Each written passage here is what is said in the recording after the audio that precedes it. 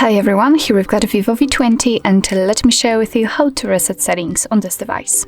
So firstly, we have to find and open the settings, and now let's scroll in order to find the system.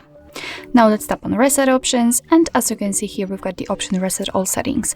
Right now your device is telling you that this operation will restore some function settings to defaults, including function switches, options, etc., personalized settings, and content filled in during setup. So if you're ready, just tap on reset all settings. Here let's enter the pattern. Your device will ask you if you really want to restore all settings, because this operation cannot be undone. So just tap on reset all settings and wait. After that, your device probably will be restarted, as you can see, and we have to wait until it will be turned on fully.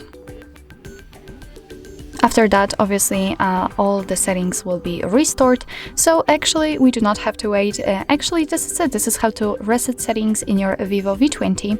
Thank you so much for watching. I hope that this video was helpful, and if it was, please hit the subscribe button and leave the thumbs up.